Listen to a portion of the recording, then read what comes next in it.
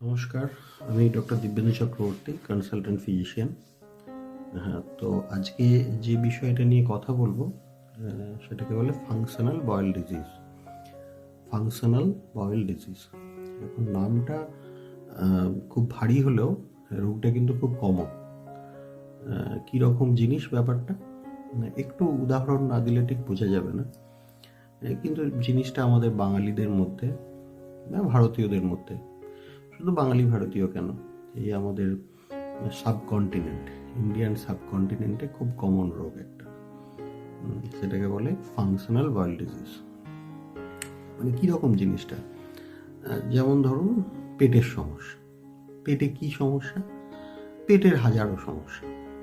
পেট কখনো ভারী হয়ে থাকছে, পেট কখনো হালকা হালকা ব্যথা হচ্ছে, খাওয়ার পরেই পেট একদম ফুলে উঠছে, মাঝে মাঝে গলা বুক জ্বালা করছে, মানে পেটের একটা অস্বস্তি। পায়খানা ঠিকঠাক হচ্ছে না, স্টুল হচ্ছে না, মাঝে মধ্যেই আমাশা হচ্ছে, অনেকে আবার বলে ক্রনিক আমাশা, অনেকে বলে মোড়া আমাশা হচ্ছে, অনেক পেশেন্ট বলে চাপা অম্বল, তার সঙ্গে কারো কারো আবার মাথার যন্ত্রণা হচ্ছে, রাত্রে ঘুম হচ্ছে না ঠিকঠাক। মানে সবসময় একটা অস্বস্তি ভাব শরীরে, বিভিন্ন রকমের অস্বস্তি, তার সঙ্গে পেটের সমস্যাটা বেশি প্রিডমিনেন্ট, মানে পেটের সমস্যাটা বেশি আর কি। এবং পেশেন্টের মনে হচ্ছে সবই ওই পেটের সমস্যা থেকেই হচ্ছে আর কি। তো পেশেন্ট কি করেছে না, পেশেন্ট বিভিন্ন রকমের ওষুধ খেয়েছে, ডাক্তারবাবুকে দেখিয়ে ওষুধ খেয়েছে, গুগল থেকে ঘেঁটে ওষুধ খেয়েছে, ফেসবুক দেখে ওষুধ খেয়েছে, আয়ুর্বেদিক খেয়েছে, হোমিওপ্যাথি খেয়েছে, এবং টেস্ট, সমস্ত রকম টেস্ট করেছে। আল্ট্রাসোনোগ্রাফি থেকে শুরু করে এন্ডোস্কোপি, কোলোনোস্কোপি, প্রায় সব টেস্ট হয়ে গেছে, কিন্তু পেশেন্টের রোগ সারেনি, এই পেটের সমস্যা তার সারেনি। তার ফলে সে এখন মোটামুটি সব কিছু ছেড়ে দিয়েছে। প্রতিদিন একটা করে গ্যাসের ওষুধ তাকে খেতে হয়, মানে পিপিআই আর কি, খেতে হচ্ছে, এবং খেয়েও সে ভালো নেই, কিন্তু তবু কিছু তো একটা খেতে হবে, তার জন্য সে প্রতিদিন একটা পিপিআই খাচ্ছে। কতদিন খাচ্ছে? বছরখানেক, বছর দুয়েক ধরে একটানা খেয়ে যাচ্ছে, খেয়েও কোনো কাজ হচ্ছে না, কিন্তু না খেলে যেন মনে হয় শরীরটা ভালো নেই আর কি। খেলেও যে খুব ভালো থাকে সেটাও না, না হলে তো সে এতগুলো ডাক্তার দেখাতো না। তো এই ধরনের সমস্যা, এবার ভেবে দেখুন, এই সমস্যাটা কিন্তু আমাদের রাজ্যে, আমাদের দেশে খুব কমন একটা প্রবলেম। খুব আশ্চর্য ব্যাপার হচ্ছে, এই পেশেন্টগুলো এই যে এতদিন ধরে ভুগছে, তার কি কোনো ওয়েট লস হয়েছে? না, ওজন কিন্তু কমেনি, বরং আরো কিছু কিছু মানুষের ওজন বেড়েওছে। আর পেটের সমস্যার সঙ্গে সঙ্গে তাদের আরো অনেক কিছু সমস্যা আছে, যেমন সবসময় একটা অ্যাংজাইটি ভাব, মানসিক টেনশন, চিন্তা ভাবনা, পেট নিয়েও চিন্তা ভাবনা, যে কোনো জিনিস নিয়েও চিন্তা ভাবনা। এমনিতেই মানুষটা খুব টেনশনের মানুষ, খুব টেনশন করে আর কি সব ব্যাপারে। রাত্রে ঠিকঠাক ঘুম হচ্ছে না, মাথার যন্ত্রণা, কোমরে ব্যথা, ঘাড়ে ব্যথা, এসব বিভিন্ন রকমের হচ্ছে। শুধু পেটের সমস্যা না, বিভিন্ন রকমের হচ্ছে, কিন্তু তার কোনো অ্যালার্মিং সাইন সিমটমস নেই। অ্যালার্মিং সাইন মানে পেটের রোগের ক্ষেত্রে আমরা যেগুলো ধরে থাকি, এক নম্বর হচ্ছে ওয়েট লস, যেটা আমি বললাম, তার কোনো ওয়েট লস নেই, তার স্টুলের সঙ্গে কোনো ব্লাড আসছে না, পেটের যেটা স্টুলের যেটা প্রবলেম সেটা কনস্ট্যান্টলি রয়ে গেছে, এরকম নয় যে খুব খারাপ হয়ে গেছে, সেটাও না। তার খাবার খেতে গিয়ে গলায় খাবার আটকে যাচ্ছে না, কখনো খাবারের বমির সঙ্গে রক্ত টক্ত কিছু আসেনি, এগুলোকে বলে অ্যালার্মিং সাইন সিমটমস। তো সেরকম কিন্তু কিছু না, এবং তার সমস্ত রিপোর্ট সবই নর্মাল।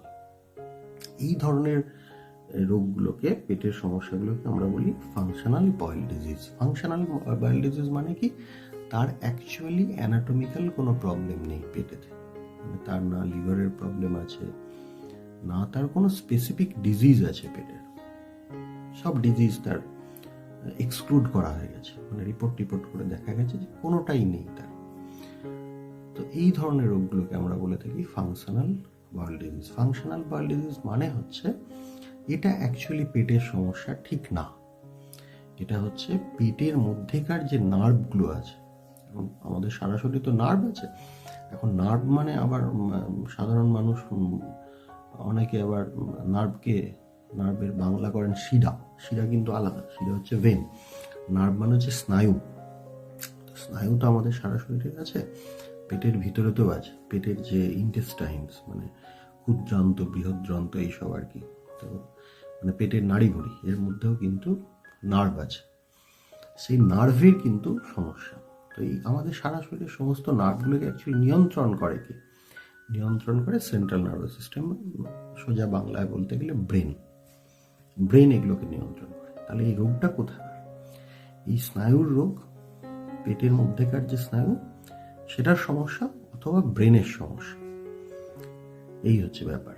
তার মানে অ্যাকচুয়ালি এই রোগটা মস্তিষ্কের রোগ, ব্রেনের রোগ। এখন পেশেন্টরা যখন আসে এইসব নিয়ে, আমরা যখন বলি যে দেখুন আপনার সমস্যাটা ঠিক এক্স্যাক্টলি পেটের নয়, তার জন্যই রিপোর্টে কিছু পাচ্ছেন না, রিপোর্ট যতবার করবেন নর্মালি আসবে, আপনার সমস্যাটা ঠিক পেটের না।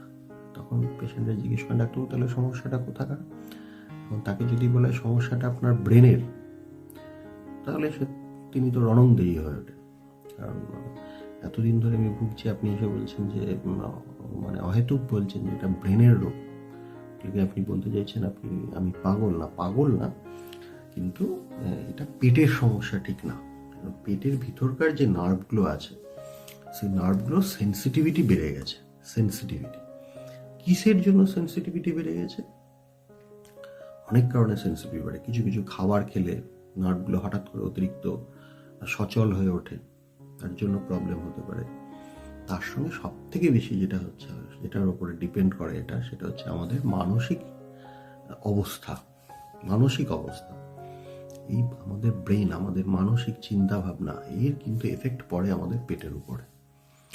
এখন আপনারা অনেক সময় দেখে থাকবেন যে বেশ কিছু মানুষ আছে, ধরুন বেড়াতে যাবেন সকালবেলা, গাড়ি এসে দাঁড়িয়ে আছে বাড়ির সামনে, সবাই রেডি হচ্ছে খুব তাড়াহুড়ো করে, বাড়ির একজন মানুষ সে কিছুতেই রেডি হতে পারছে না, সে শুধু বারবার বাথরুমে যাচ্ছে, সে তার পায়খানা পাচ্ছে, স্টুল মানে হচ্ছে আর কি তার বারবার, এবং কিছুতেই সে রেডি হতে পারছে না, বারবার তাকে বাথরুম যেতে হচ্ছে, বারবার বাথরুম। এটা কিন্তু একবার নয়, এটা প্রায়ই হয় তার ক্ষেত্রে। যখনই কোনো মানসিক টেনশন হয়, চিন্তা ভাবনা হয়, কোনো একটা অ্যাসাইনমেন্ট আছে, কোনো একটা কাজ আছে তাকে করতে হবে, তখনই কিন্তু তার পেট খারাপ হয়ে যায়।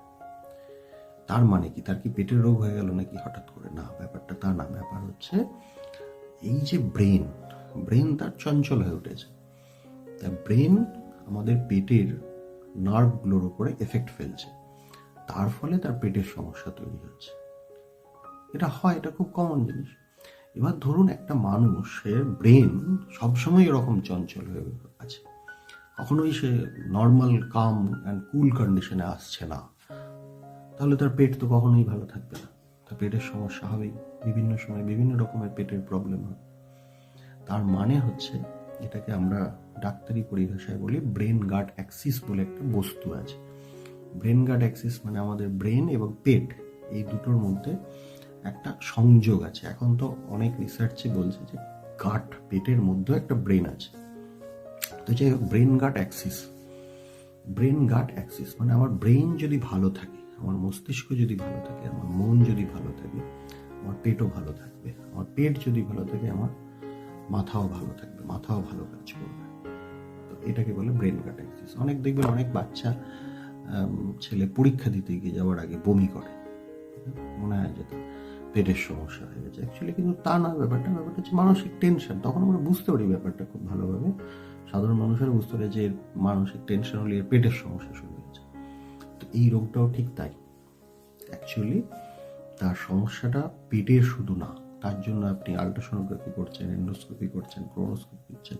এগুলো করে কি দেখা হয়? এগুলো করে দেখা হয় স্ট্রাকচারে কোনো প্রবলেম আছে কিনা, কোনো স্পেসিফিক ডিজিজ আছে কিনা। সেগুলো কিছু নেই তার, কিন্তু তার এই ব্রেন গাট অ্যাক্সিসে গন্ডগোল আছে। এখন কেন এই রোগটা হয় সে নিয়ে তো অনেক রকমের রিসার্চ হয়েছে, অনেক এ নিয়ে অনেক রকম গল্প আছে, অনেক থিওরি আছে, কিন্তু অ্যাকচুয়ালি কেন হয় সেটা এখনো পর্যন্ত ক্লিয়ার নয়। মোটামুটি এটা ভেবে নেওয়া যায় যে এই যে ব্রেন গাট অ্যাক্সিস, এটা কিন্তু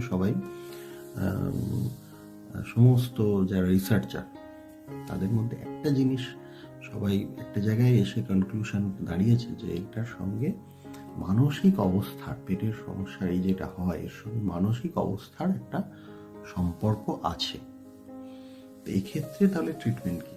এই যে আপনারা এই যে দিনের পর দিন গ্যাসের ওষুধ পিপিআই খেয়ে যাচ্ছেন, এতে কিন্তু কোনো কাজ হবে না এতে।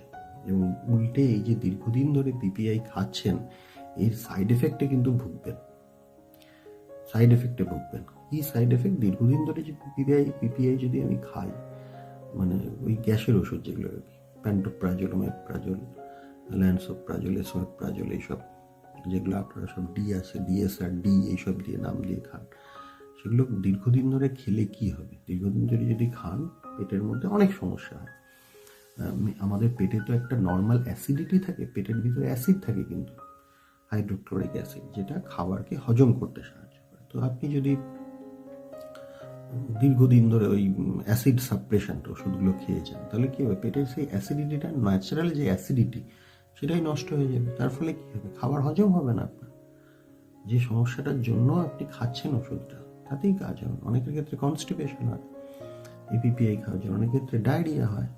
এবং বেশ কিছু নিউট্রিয়েন্টস যেগুলো ইম্পর্টেন্ট আমাদের শরীরের পক্ষে, ক্যালসিয়াম, বিশেষ করে ক্যালসিয়াম এবং ম্যাগনেসিয়াম, এগুলো অ্যাবজর্পশন হবে না আমাদের শরীরে।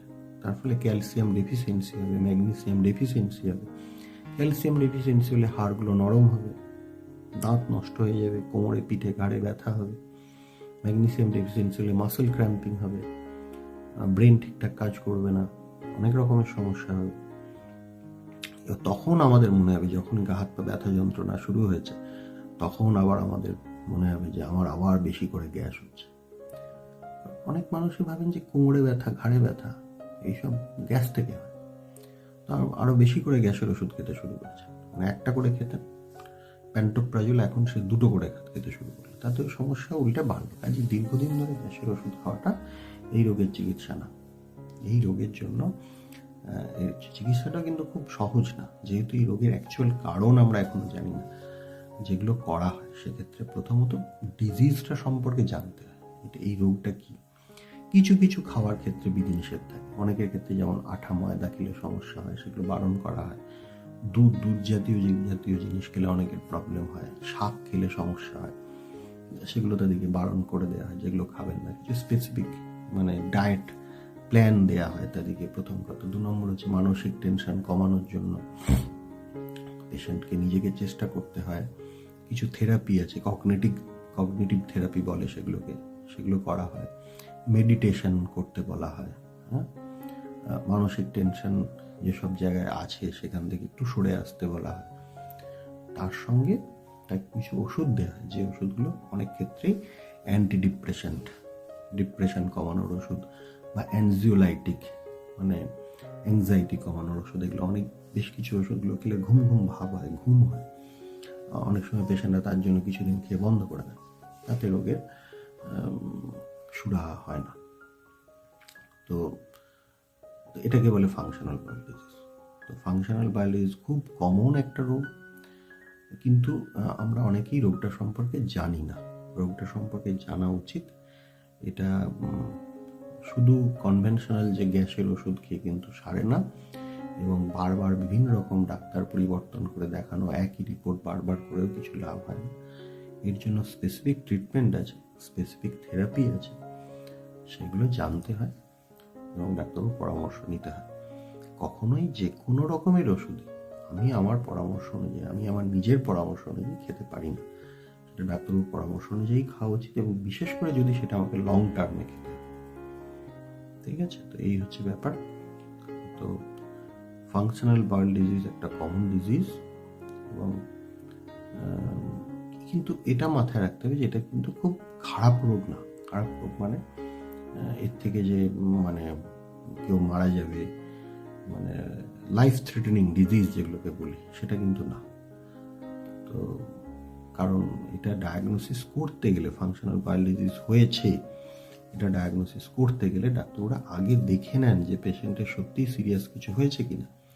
সেক্ষেত্রে এন্ডোস্কোপি, কোলোনোস্কোপি, আলট্রাসোনোগ্রাফি, বিভিন্ন রকম ব্লাড টেস্ট, অনেক কিছু টেস্ট করে আগে এক্সক্লুড করে নিতে হয় যে না, পেশেন্টের কোনো সিরিয়াস কিছু নেই, এবং তার হিস্ট্রি নিলে বোঝা যায় যে হ্যাঁ, পেশেন্ট মানসিক দিক থেকে একটা সমস্যায় আছে, বা মানসিক সমস্যা না থাকলেও পেট নিয়ে একটা অতিরিক্ত মানসিক উদ্বেগ তার মধ্যে কাজ করে, এবং সমস্যাগুলো ম্যাক্সিমাম ক্ষেত্রেই মানসিক স্ট্রেস বাড়লে বেড়ে যায়। তো এইটুকুই। তো ফাংশনাল বয়েল ডিজিজ একটা কমন ডিজিজ। এই ধরনের সমস্যা হলে অবশ্যই ডাক্তারবাবুদের পরামর্শ নিন। নমস্কার।